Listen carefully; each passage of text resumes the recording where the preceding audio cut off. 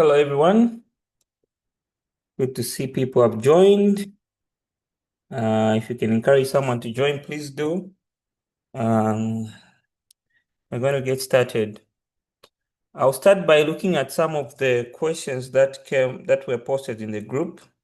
I feel lazy to write written replies, so I hope this will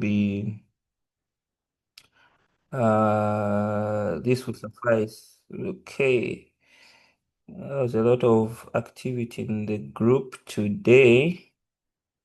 So before we start, please let me know if you can hear me. Thumbs up or a message will suffice.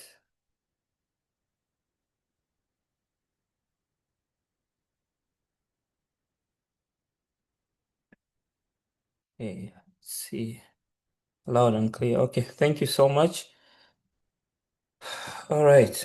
Before we get to this, let me go through the questions. Mhm. There was a question from, I think this is Nicole, about the code, using the code for last year. Yeah, I've heard that complaint from a number of people. I don't know what the correct answer is, but I think if you can access the application with the code from last year, it's fine.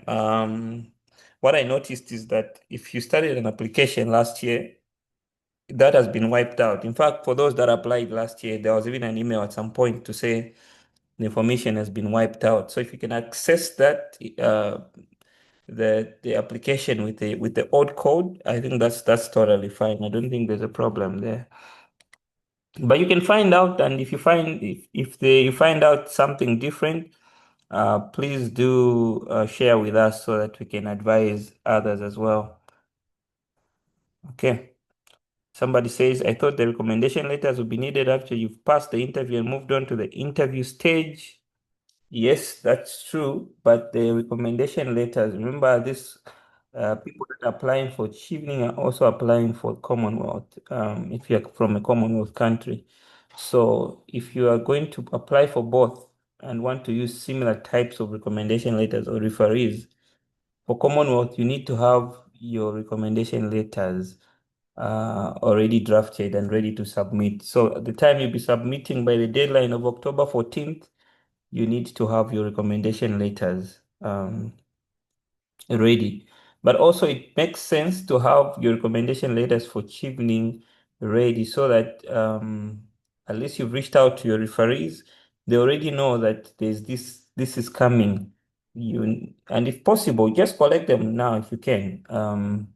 So that as you're drafting your essays, you're also making sure that if your referees ask you to draft the recommendation letters, you use similar information, speak to your strength, this and that. So it's very important. I think you should get them.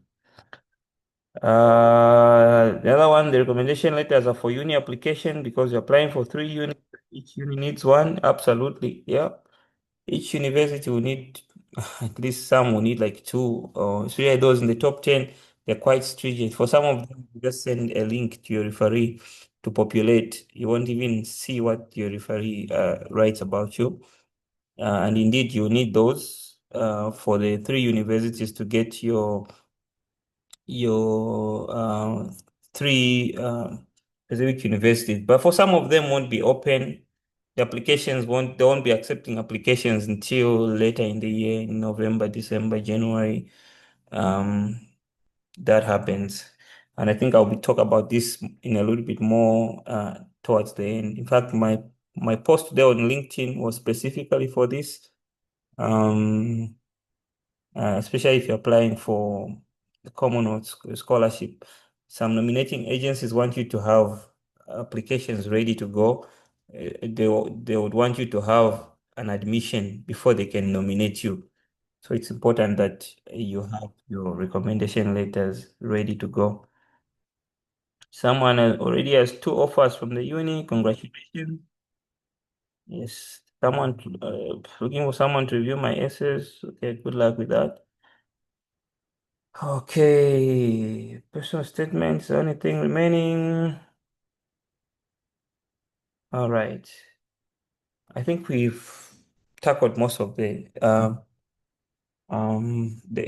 questions in the WhatsApp group. If I've not tackled any questions you would want me to attend to, maybe we might do that towards the end. So today I'm excited because I thought this was one of the easiest essay to write, the leadership experience. But unfortunately, for people that have been sending me essays to review, I'm finding a problem with what's supposed to be the easiest essay among the Chevening essays. I'm really surprised that people are not following the instructions and the essays are not really good. I think kudos to Chevening. This year they've tried to be very clear in what they're looking for. And I have no doubt that when reviewing these essays, they just have a checklist of things they are looking for. And if you could have included those things that they're looking for, then you proceed, most likely proceed to the interview stage. If you don't, your application won't go far. So hopefully we'll talk about this and how it's different. Of course, a reminder to ourselves, we've got 4 chevening essays that you need to write. Each carries a maximum of 300 words. The first is the leadership experience that we are going to look at today. And there's the relationship building and influence.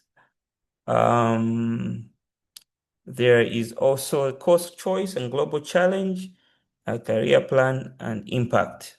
So of these essays, I think the most difficult one is the course choice and global challenge. If you have not done it yet and looking for some guidance, I did. I think we went through this essay about 2 or 3 weeks ago. The recording is up on YouTube. You could go on my YouTube page and check it out. This one, most people fumble, and I understand because it's quite it's difficult. It's got a lot of requirements and things that you need to put together before you could draft it, and before it can be perfect. So this is the most difficult. The second most, the second one, not very difficult, but similar, is the relationship building and influence, the so-called networking essay. In the past, the instructions weren't very clear. People used to write a whole lot of things that didn't make sense. But the instructions are clear, and I think we looked at this last week, I think. Yeah, last week. And the recording is up on my channel. You can check it out.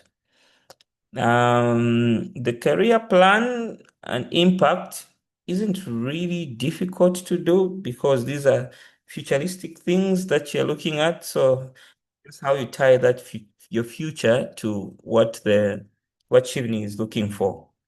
And finally, I think the easiest the easiest essay to write is the leadership experience because you're just telling a story about yourself, but it has to be told in a way that inspires people, inspires the Chevening reading committees, and the examples that you did need to be very impactful. And this is what I do when I work with my mentors and my mentees. Um, we look at go into your story, get to understand your background, and try to establish or find out what kind of leadership experience you have in your arsenal. And then just try to polish that up. Sometimes people just put leadership experiences, but which are not very impactful. Let me put it that way. 2 days ago, I was reviewing an essay of an applicant who was writing about the experience in high school, in high school, right? And it was, I don't know, it wasn't good enough. So people don't understand what they're supposed to write, and that's understandable. But hopefully, by the end of this presentation, we'll be able to write something impactful. Again, this is a reminder of the essays, the changes that have been made to the application. There are 2 major ones. The first one has to do with the work experience that you need before you can apply for Chevening. Now they're strict. They're looking for at least 2 years post-graduation.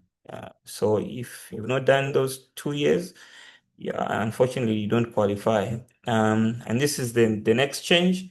which is there are different priority areas that you can see, and coupled with this, the essay responses have been reduced from 500 to 300 words, um, which is easy, but it makes it easy for every Jim and Jack to apply. So to stand out, you really need to put in an extra effort. Okay, so let's look at the odd question.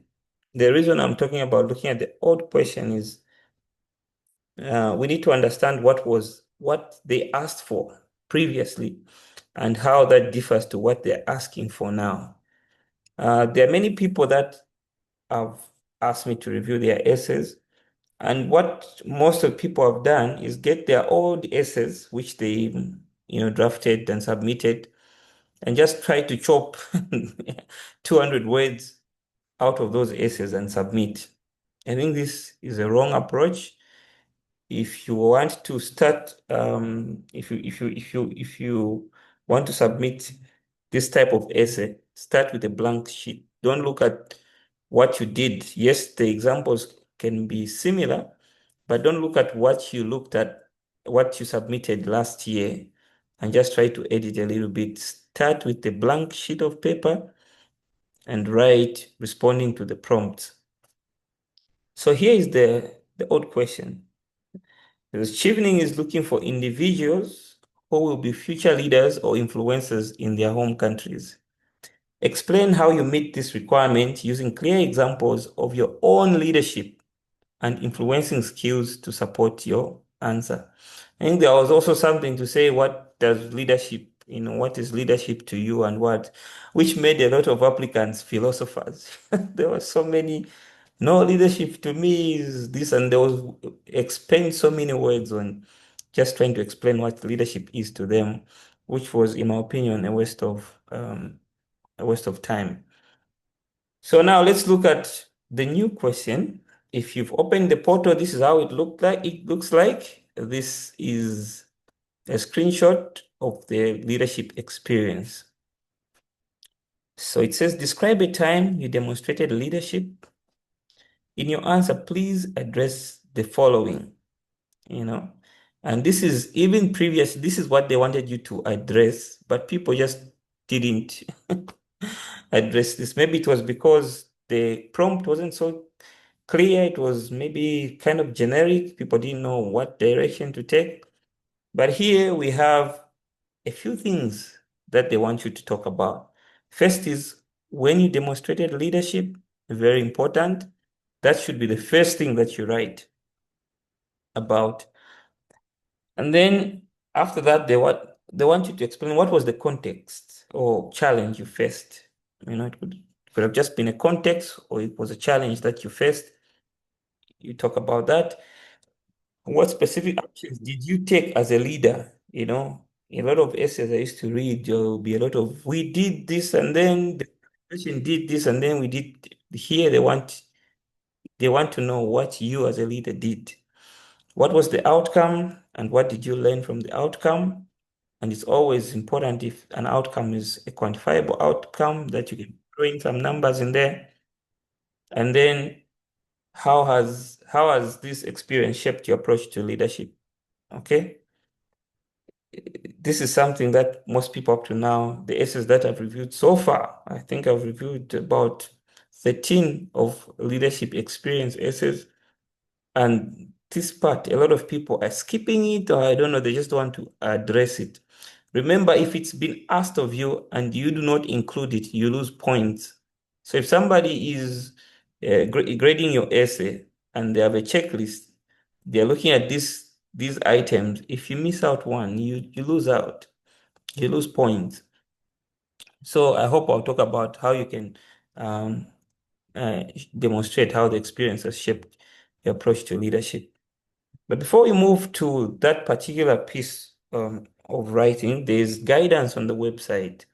Please, I always say this, you need to take your time to read every page of the Chevening website, starting with the About section.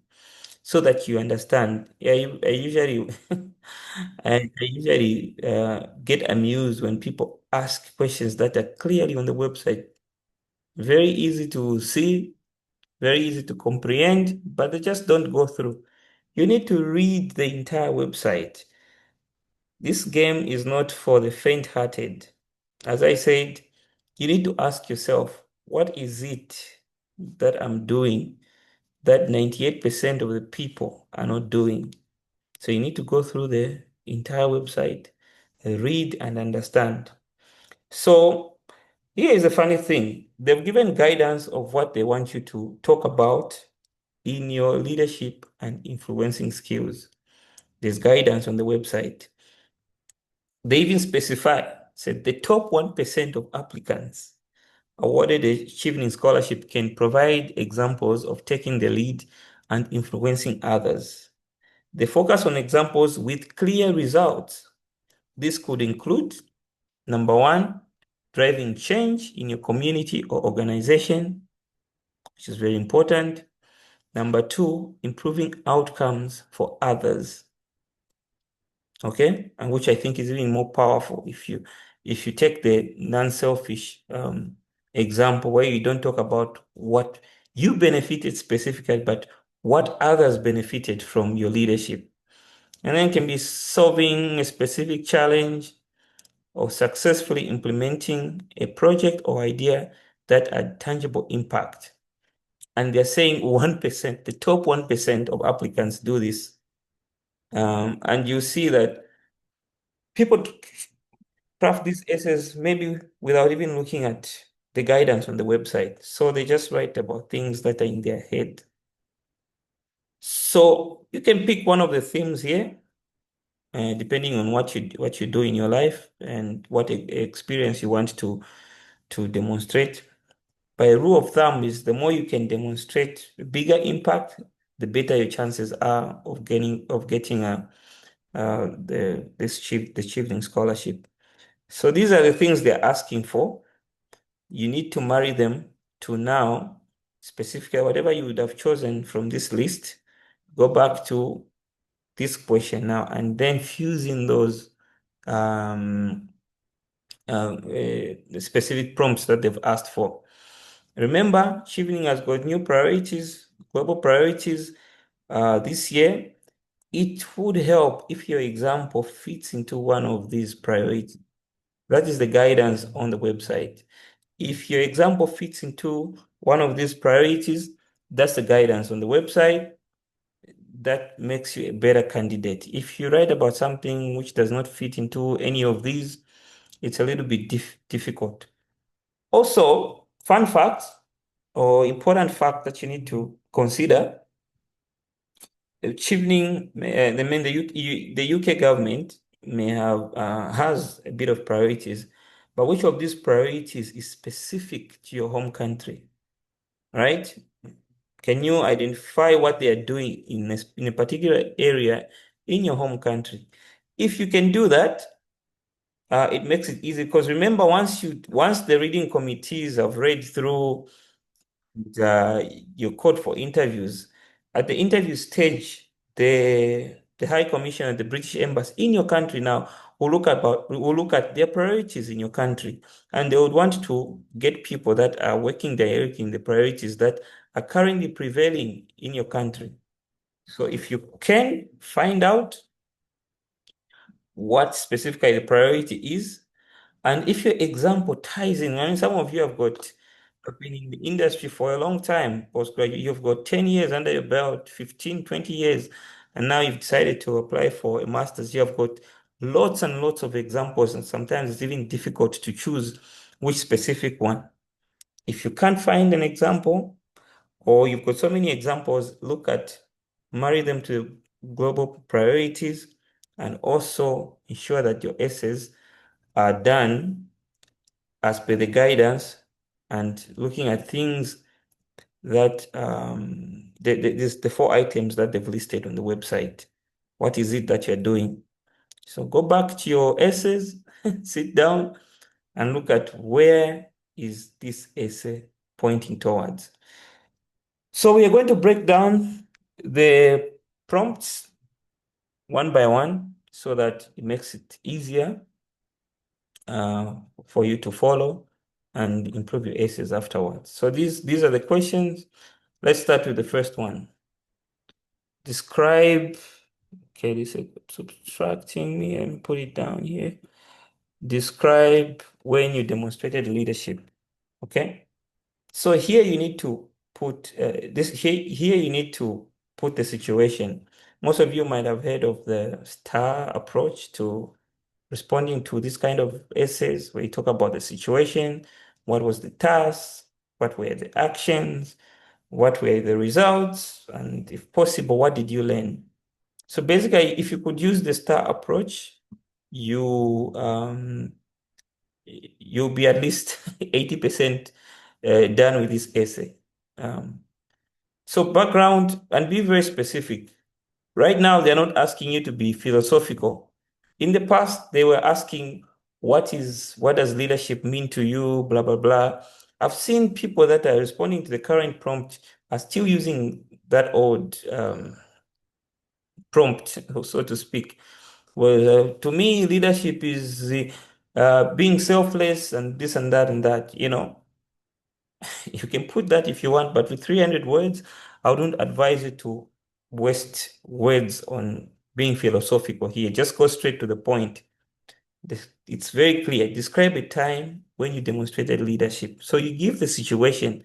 In the first sentence, you know, there was this situation, so many people were dying of unknown causes. I was concerned, you know, what happened, blah, blah, blah. Something like that. If you're a clinician, you give the situation,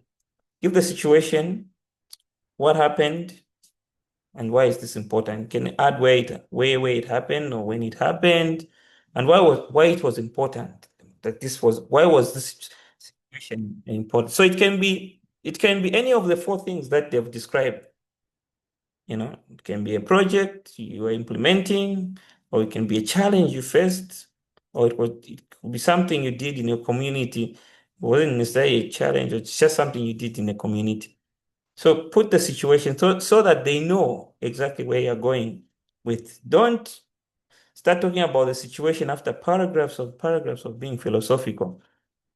So it's very easy that, yeah, I mean, it's advisable that you write in such a way that you hook the reader right there and then. In the first sentence, they should have a snapshot of where you're going with the story so that they keep on reading and they get interested in the essay that you're writing.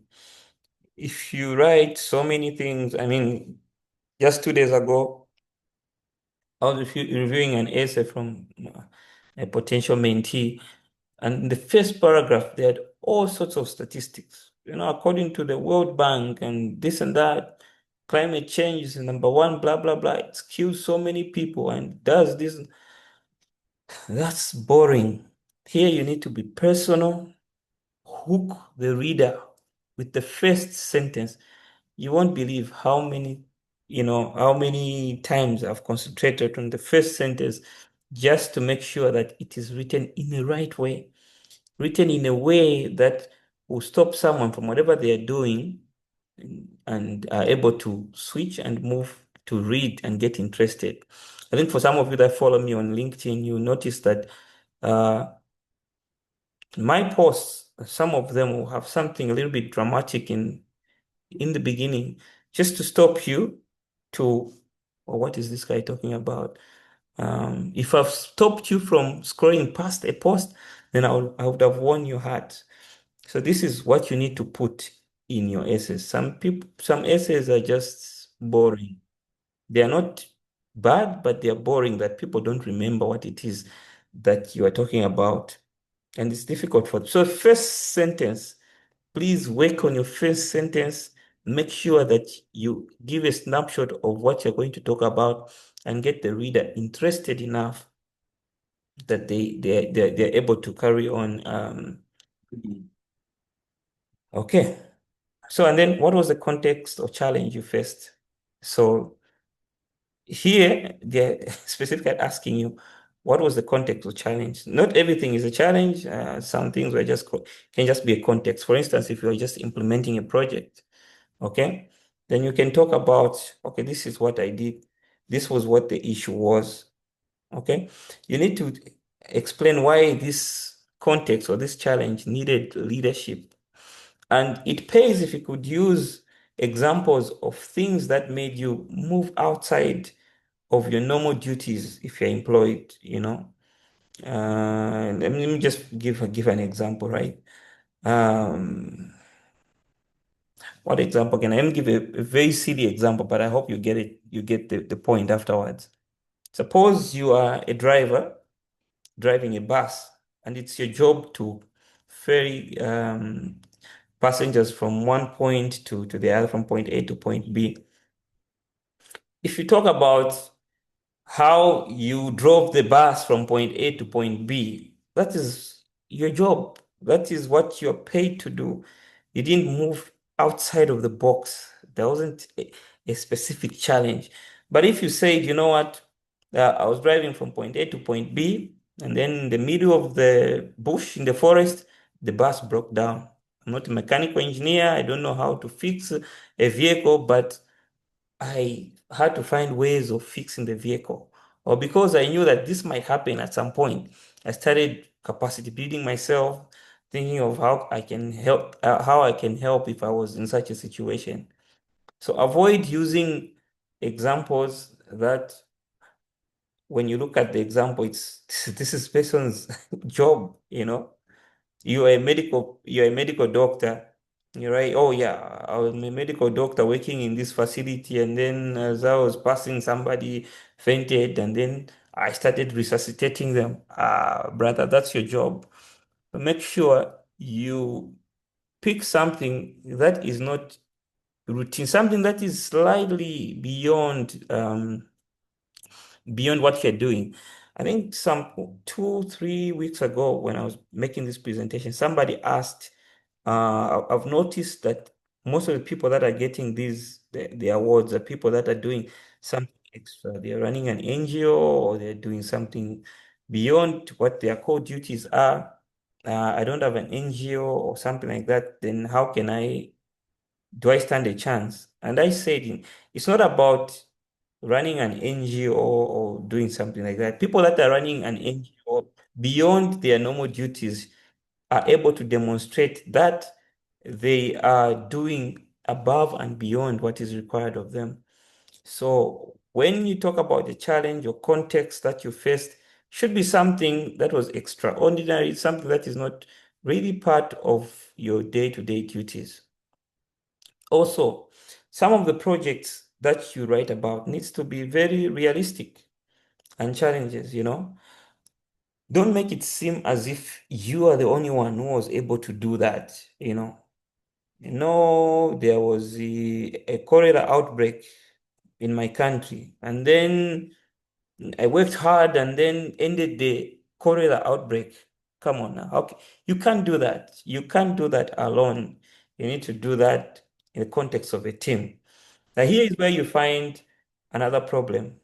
Instead of talking about yourself, now you start talking about, no, we did this as a firm, we did this, as a government, we did this.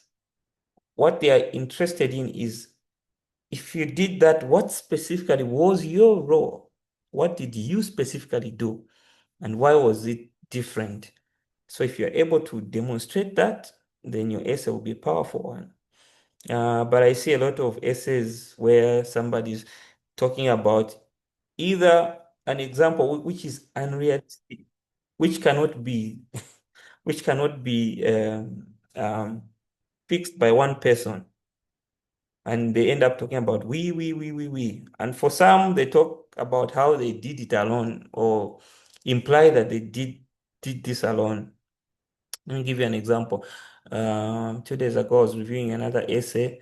Somebody was talking about how they partnered with a government, with one government entity, regulatory body, and they were able to fight climate change for some reason, you know. they have an NGO that they've started and they helped to, I don't know how they partnered, but it's not showing exactly what they did apart from saying, I partnered with this government agency and we did this. But what did you specifically do as an individual? So it's very important that your example has to be a realistic example. If an example is something huge, which cannot be done by a single person, you need to ensure that you demonstrate that as part of the team, what was your specific role in that team? What did you do specifically? You know, that helps. That helps if you could show exactly what you did. And then, why was this significant? It has to be significant. Let it not be an insignificant thing that you did. It has to show impact. You have to show magnitude where you did as a result of what you did you save lives, for instance, if you're in health? How did you prevent death? What is it exactly?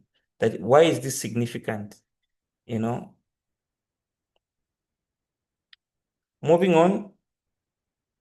I think I've spent so many minutes already talking about this. What specific actions did you take as a leader?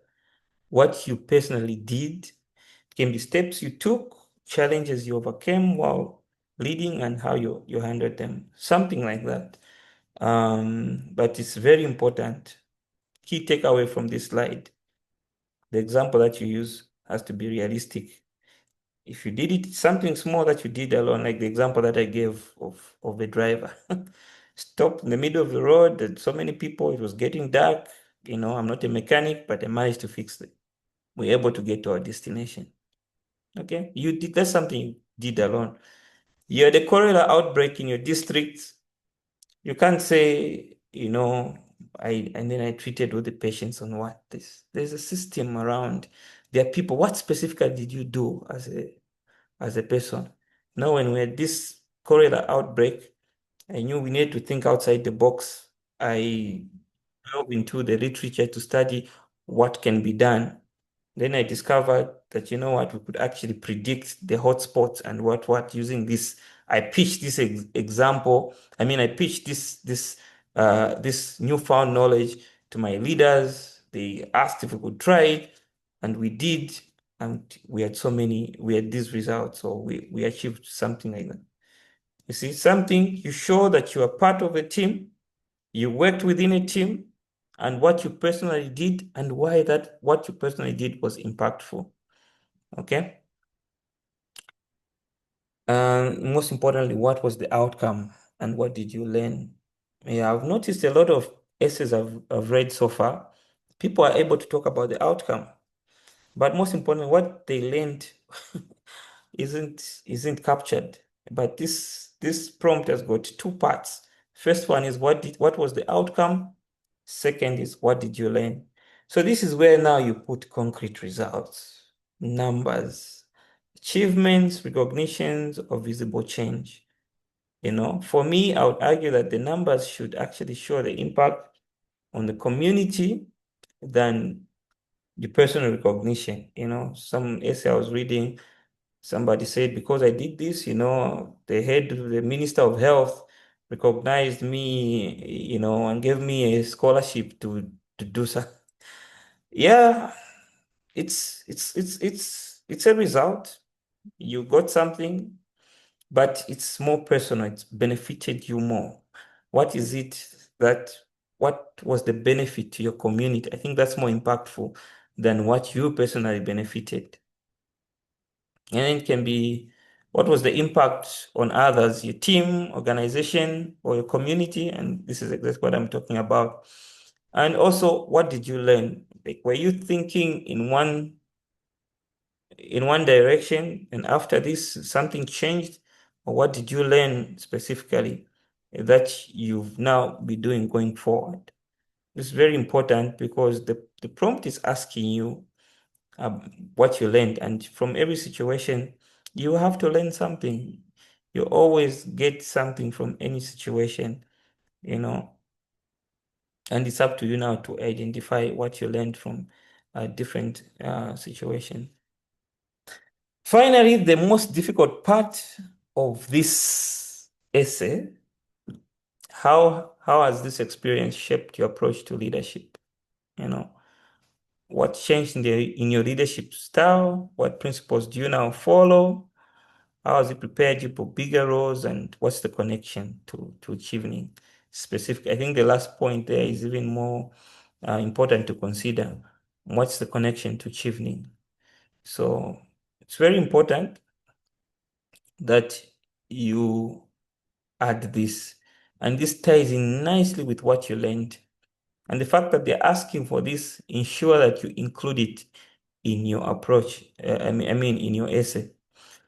So these basically are the four or five things that they are looking for. And I think it's very easy to write this essay. As I've said, it's the easiest essay to write. Things are so straightforward. If you can't remember anything from this presentation and want to remember one thing, just think of the STAR acronym. S talks about the situation. What was the situation you're trying to look at and you found yourself in? T stands for task. What was your task? What did you need to do to resolve the problem at hand? In action, what specifically now did you do as an individual or as part of a broader group? What exactly did you do? And then what were the results? The more you can demonstrate impact, the better.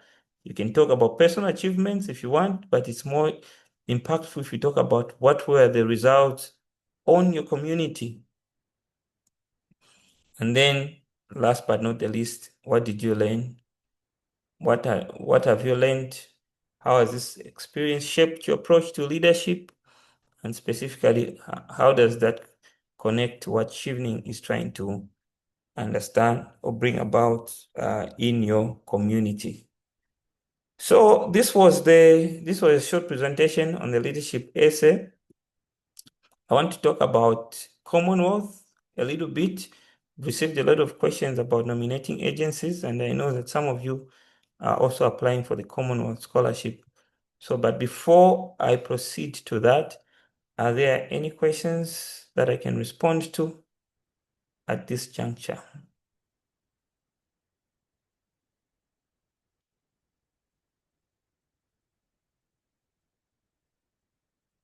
Okay, we'll start with Christopher.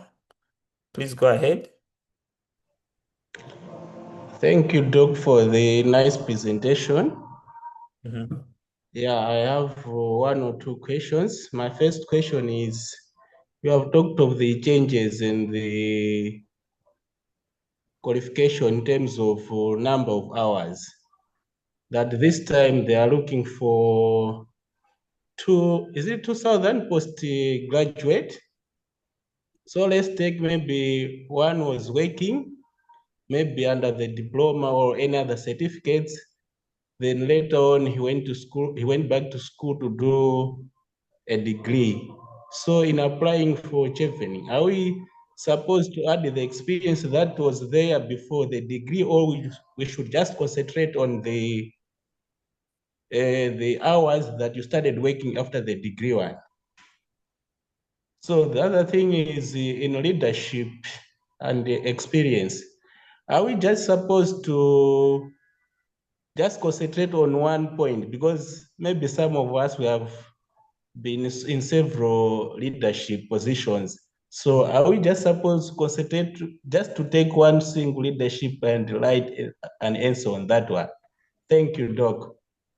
All right, Christopher, thank you so much. I'll start with your last question because I've seen this problem with a lot of with a lot of people that have a lot of experience.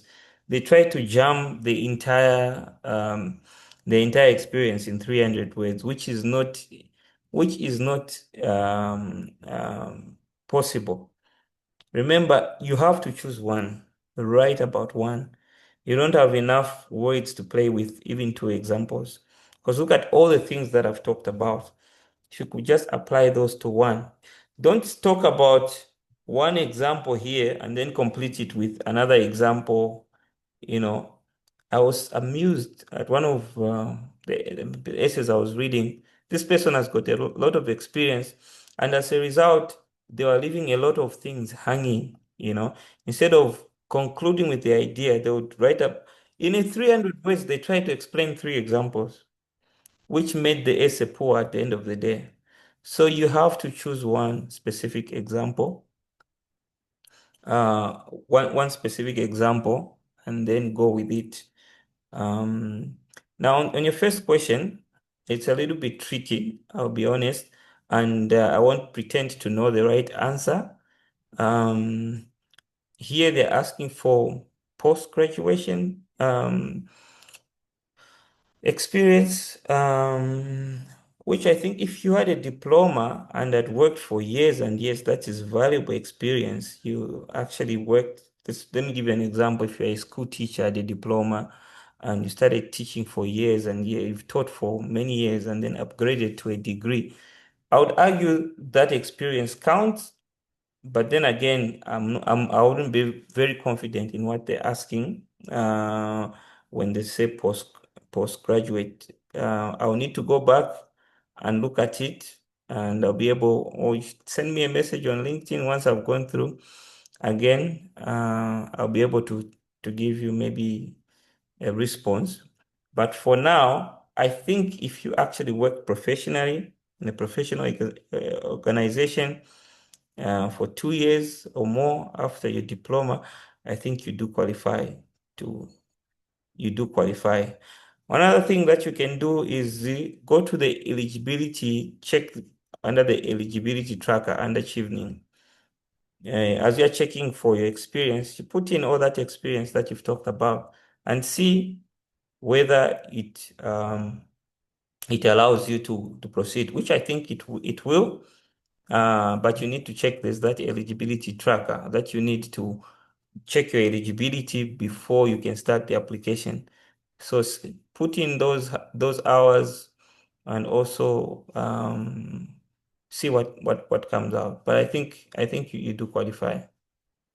I hope that answers your question, Christopher. Okay. Moving on. I don't see any hands, so I'll go to the chat box. Okay, Our says, what is your advice on the conclusion? As I've said, the conclusions should be the last statement, uh, the last prompt. What did you learn, and how has this influenced your your your leadership style? That should be your conclusion, nothing more. You won't even have enough words to put in any other conclusion, but just talk about how this has influenced. You can give a brief summary of what the entire experience is and conclude, but don't forget to talk about what you learned. Just putting what you learned is sufficient. Okay. Chilala asks, could you give an overview of what Chevening's view, aim on leadership according to your understanding? So we can marry the last point. I don't understand this question. Chilala, would you want to come off mute and ask it?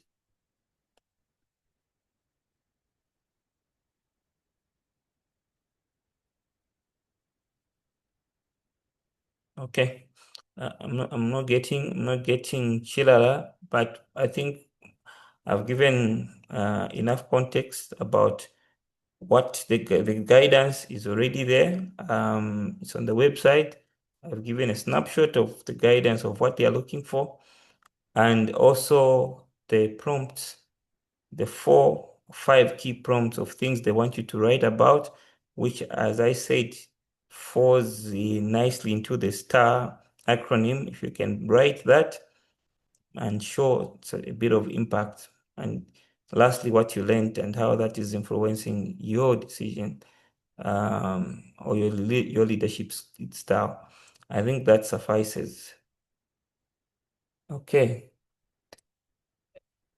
I'm not seeing any more questions, so I'll quickly jump into the Commonwealth Master Scholarship. And I briefly just want to talk about the nominating agencies because I received so many questions about the nominating agencies. So to apply for scholars for the Commonwealth Master Scholarship. By the way, the Commonwealth has got so many scholarships. You have the Commonwealth Master Scholarship, the Commonwealth PhD Scholarship. You have the shared Commonwealth Shared Scholarship Scheme. You've got the split side. You know, there's so many scholarship that Commonwealth offers, and they've got most of them have got different ways of applying. Specifically, to apply for the master's scholarship, there are a few agencies that you need to use. These have to nominate you. They've got their own criteria, they've got their own priorities, and these at the end of the day nominate you. Okay? So there are two types of nominating agencies. The first one is a national nominating agency. So if you're from a Commonwealth country, there is a national nominating agency in your country. And this information is not hidden. The information is there on the Commonwealth website. Once you go to the Commonwealth Masters, where it says how to apply, if you go down, it will tell you how you need to apply. You apply through the nominating agency. Now, this is a little bit confusing for people because some people can access the application system online and they'll ask, but at what point do I need the nominating agency? So here is what happens. You applying online, that mean you'll be nominated. Some nominating agency has got specific requirements that they ask for. They would say, okay, we want you to do this. And if we are happy with what you've done, we'll be able to then give your name to Commonwealth to say this is the person that we've nominated. At the same time, or on the other hand, you are able to complete your application online and submit it.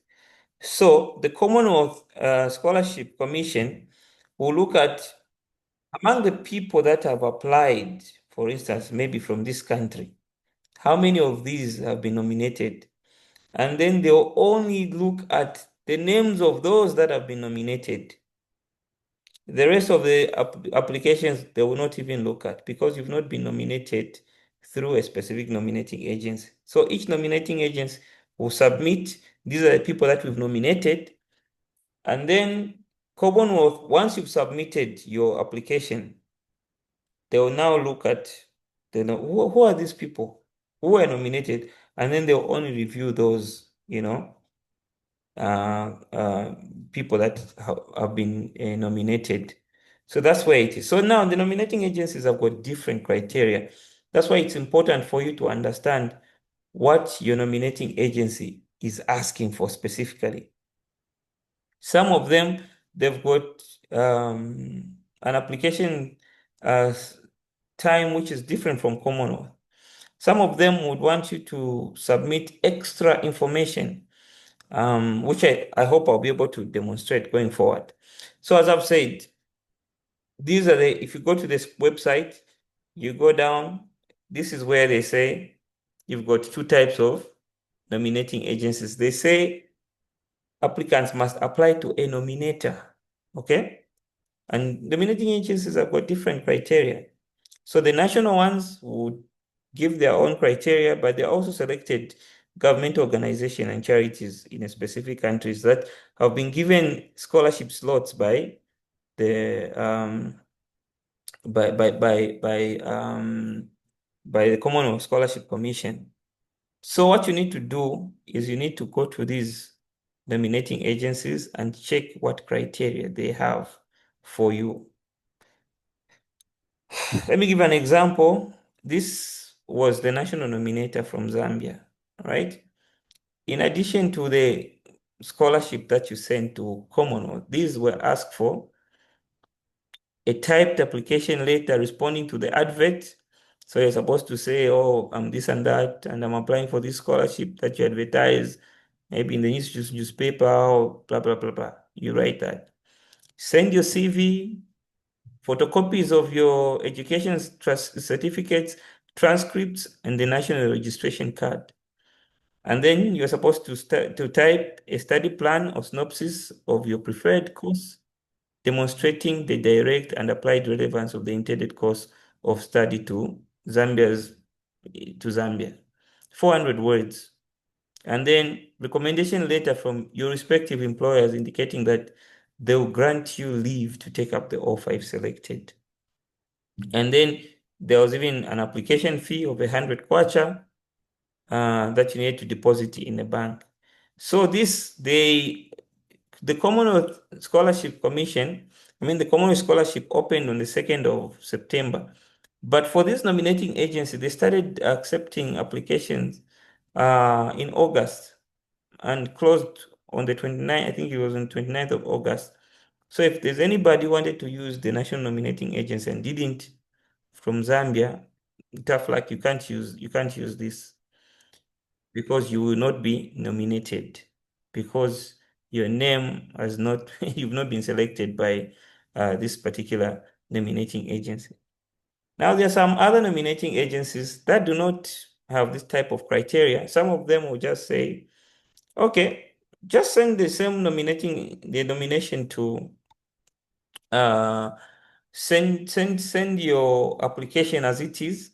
And by the way you choose a nominating agency during your application, there's a part which asks you which one of these is your nominating agency, and then you just select one.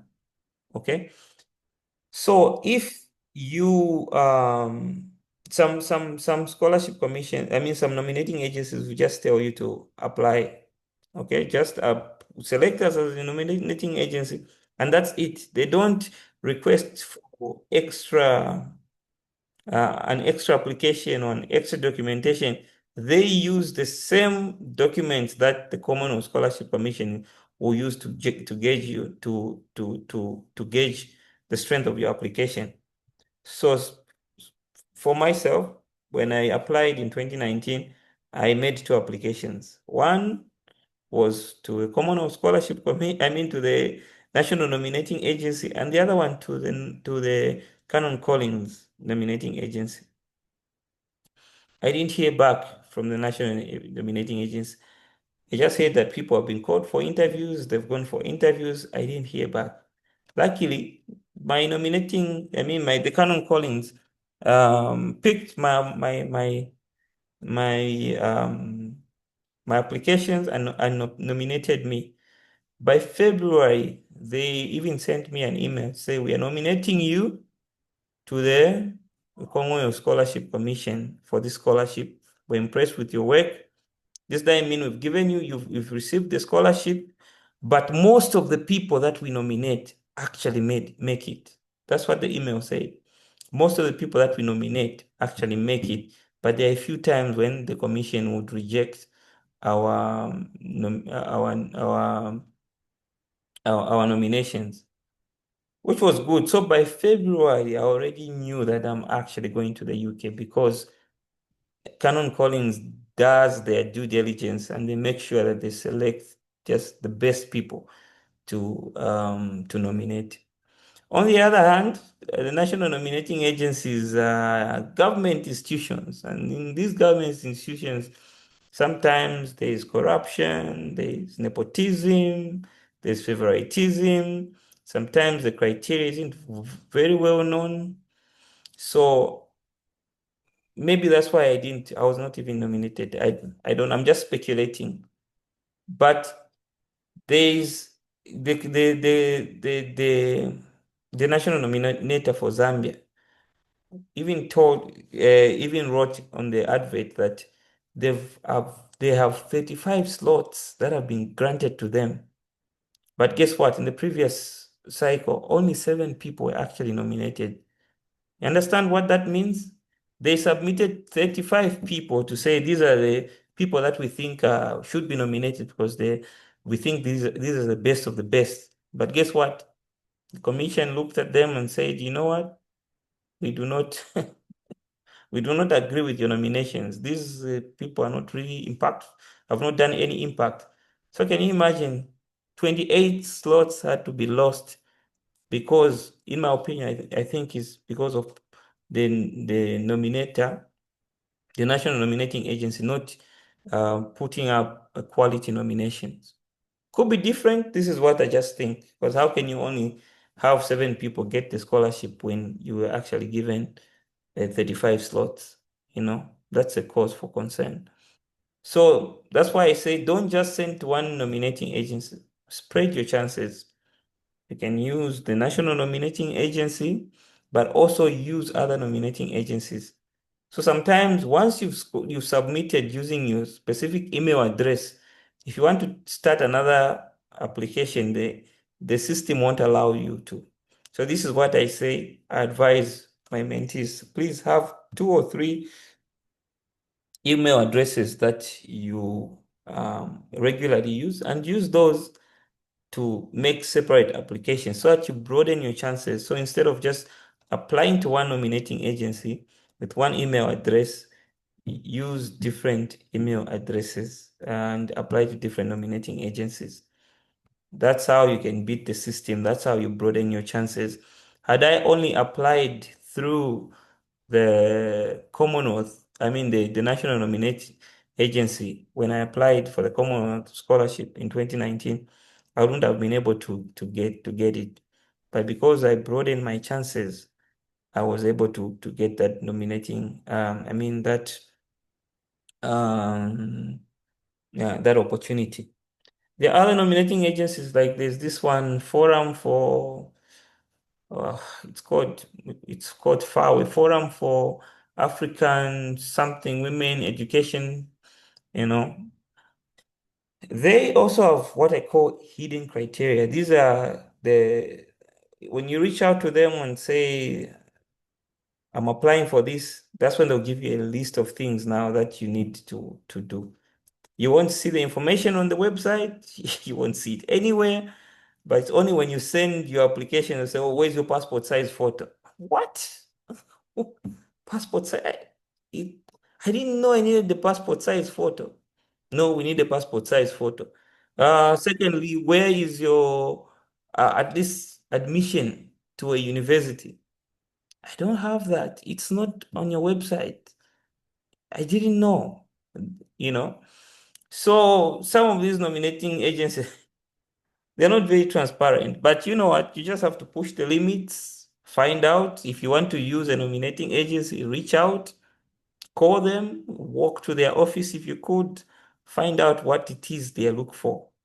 Once you find out that criteria, then you can sit down and have all the documents. Because the time will come when you would want, if they ask you for separate documentation, that you write to them or you apply and send to them. Because some of them will say, okay, you need to submit they'll tell you to submit the essay, I mean the application, get a printout, and then take the physical file by the deadline to them. Anything that comes after the deadline, they won't look at.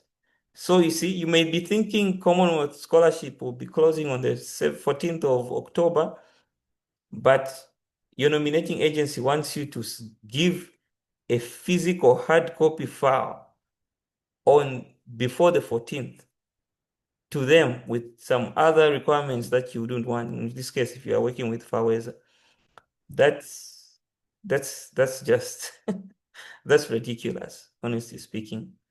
Yeah, but that's why one thing that I don't like about the Commonwealth Master Scholarship, it's because it's in the hands of organizations which I find not very transparent. Sometimes people face this kind of issues.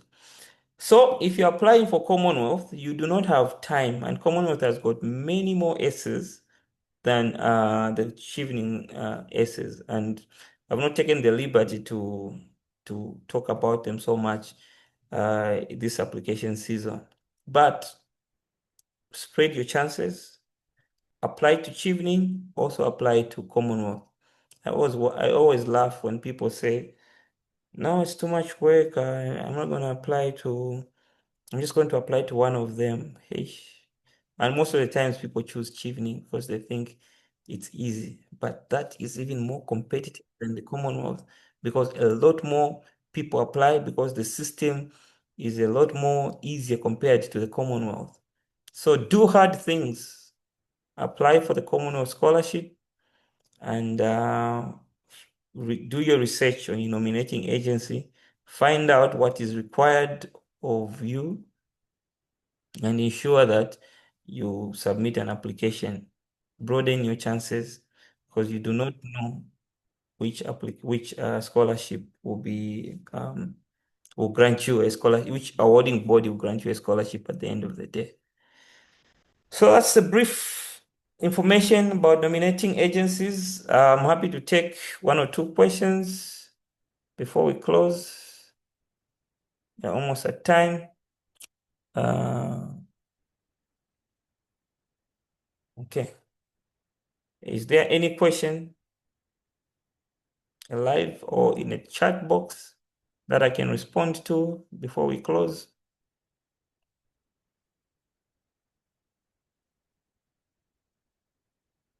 Okay, going once, going twice.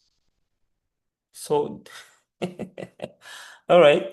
Thank you so much for joining this session. Uh, while it is still fresh, if you're doing Chevening, please do your leadership essay immediately after this. You can just do it. 300 words wouldn't take you more than uh, an hour to do. 45 minutes tops, you'll be able to do. Have a skeleton that you'll be adding on the meat. Most of the people try to keep this work and wait to do it towards the end, and that's a recipe for disaster. You won't pay so much attention to the essays, and as a result, there are a lot of things that you will miss. By so doing, you will not submit a very strong essay. So, still fresh, do apply the principles. Again, the recording will be ready in about, I don't know, about a week or so. Edited it, listen to the recording and edited things that don't make sense out of it. And then if all is well, I'll post it or aim to have the recording ready by next week, Tuesday. What you need to do this week is complete this essay. By next week, Tuesday, you should be done. Also, ensure that you've chosen your three essays or some of your, I mean, your three courses. Some of the essays that you need to write have a bearing on those course choices. Your referees, especially if you're applying for Commonwealth, you need at least two for your application to be considered, but they're asking for three. So please make sure you already have and you submit those at the time you'll be submitting your application.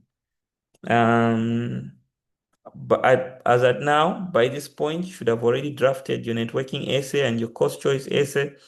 I understand the course choice essay takes a bit of time. You did need to do a bit of research, but you should be completing by this week. If you've not done some of those things, you are lagging behind. And the idea of having this cohort mentorship where I keep on reminding you is for you to actually do what is required of you. Otherwise, I wish you all the best.